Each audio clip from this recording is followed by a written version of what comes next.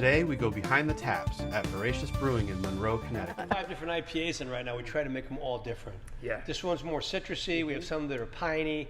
We have an old school that has some crystal malt in it. We do a double IPA with some Galaxy. So the old school one is darker than it's darker. They don't bitter, they don't want anything dark. Right.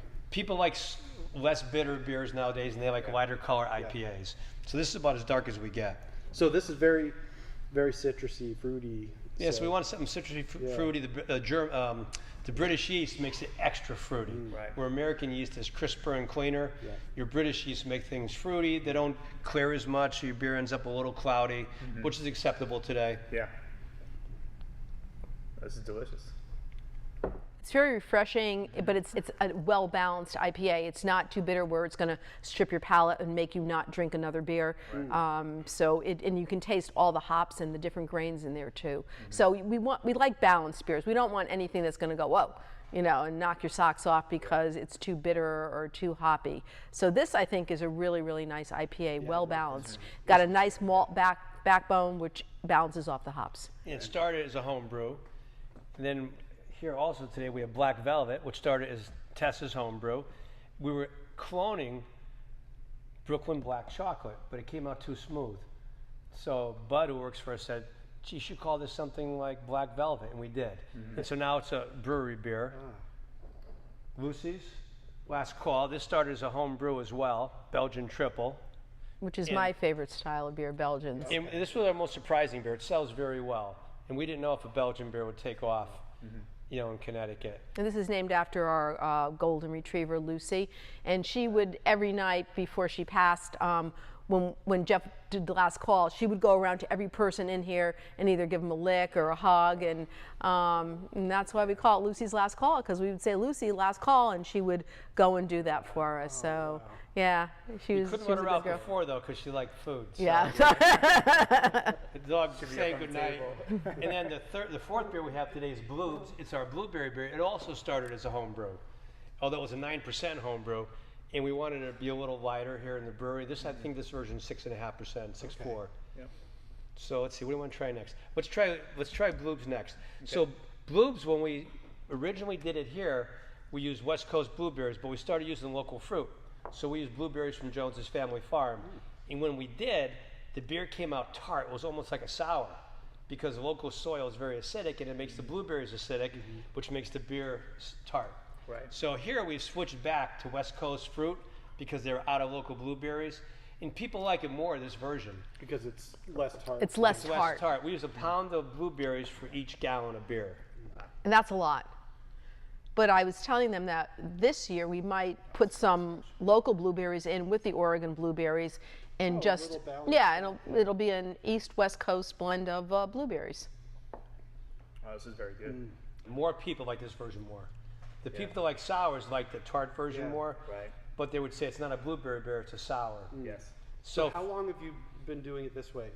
This is the first time we've done it this. Okay, because I've had Bloobs before. This is different. Yes. It's different. Yeah. So I'm thinking next time I'll use a little bit of local blueberries, but still more West Coast to give you more of the blueberry flavor. But I like a little tartness, and you have a little tartness in here, but I had to really work to get it. Yeah. Oh, really? But this is a very popular beer. So on a normal, like last Saturday, 29 Pews is our biggest selling beer. Bloobs was number 3. So they're usually very big selling beers when we have them in tap. Yeah. Yeah. Actually, it's a good summer beer. It is. Very good summer. And it's not too high in alcohol where you can only drink one glass. But just the smell just really invites you, just the smell of the blueberries. Yeah, the mouth feels nice on it. Yeah. And that's the tartness coming from the blueberries. Yeah. Like I know my wife would drink this.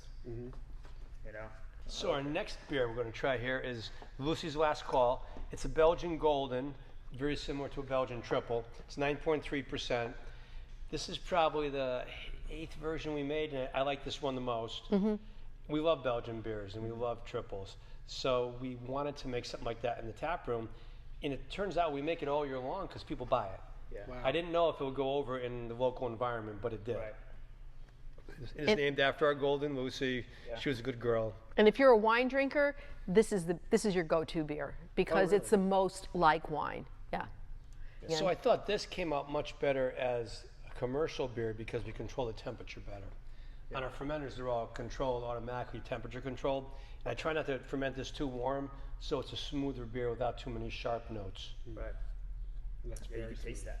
And the I would Belgian, not guess good. this is 9%. But No. no. But if you have a Belgian couple of yeast- glasses, yeah, it will. Belgian yeast ferments very dry, so there's always a struggle to keep this beer with a little body. We mash very high when we mash the beer at a high temperature to create more less fermentable sugars, but it still ferments out very dry. So it's a lot of work, but it's a good solid beer. It sells for us. We'll can this eventually. Oh, wow. Yeah. So all these beers started as home brews. We have had a lot of new ones that came up since then, but they all started as home brews. And then this one right here, Black Velvet, this started when we were making our books. We made this beer and we liked it and we kept it. Then we continued to try to make the recipe for the book. So this was Tessa's recipe. And the nice thing about this beer is we make it several different ways. We have the same grain bill, but we make it as Black Velvet. We have another one that we put raspberries and chocolate in the fermenter, same grain bill. We have another one that we put espresso in Oh, wow. after we make the beer. yeah. We have another one that we put a little smoked grain in it, and it becomes like a smoky beer. And then we have another one that we put a Belgian yeast in. Oh, really? So we're using the same grain bill. We make 5 different beers. And next year we want to put those all in a 5-pack. We want to put them all in a 6-pack, probably with a barrel-aged one. Yeah. And Tessie had a story about them. She was going to call them. This is our love series. So the first one is Black Velvet. The second one with the raspberries and chocolate in it is called Foreplay. The third one with the Belgian yeast. Belgian yeast It's called. is called Consummation. Which we have on the board right now. Yeah, Consummation is on the board. The fourth one is With the smoked with the grain. smoked grain. That's Afterglow. Afterglow. And the fifth one was with the espresso, called the Morning After. Morning after. so- Yeah. I love it. So, So we're yeah. going to try to bring that out for Valentine's Day next year. That's great. And we're going to do a 6th one. Well, Jeff said name it Baby or no. What'd you say? We'll make like the sweet. Divorce court. Divorce court. Make the sweet stout and call it Baby, or we'll do a bourbon aged beer. Milk Right. stout, yeah. Yeah. Milk stout. There you go. No, oh, what have I done? I love So that. so Love we've that made too. these beers for a while. before we had the brewery. All these beers were things we had made. Yeah. We made this one in mind for the brewery, and the other ones we had been making. Yeah. And we just kept tweaking them. So consummation is just the different yeast. That's the only Different yeast. Yeah. The only difference is a Belgian yeast, and Jeff will do that for you. They sell steady on their own. Sure. They So sell a lot try more it in the next to wintertime that. than they do Yeah. Yeah, the summer. other times Yeah, of year. yeah. So now you could try this beer.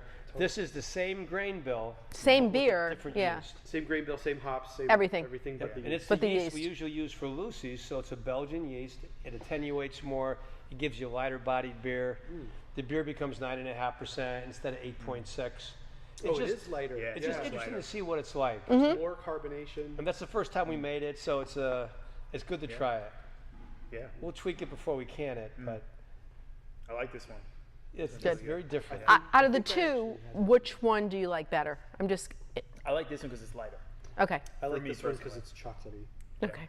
But it's amazing what just one yeast will do. Right. Yeah. 2 different yeasts, and it's the whole profile of the beer has changed. Yeah.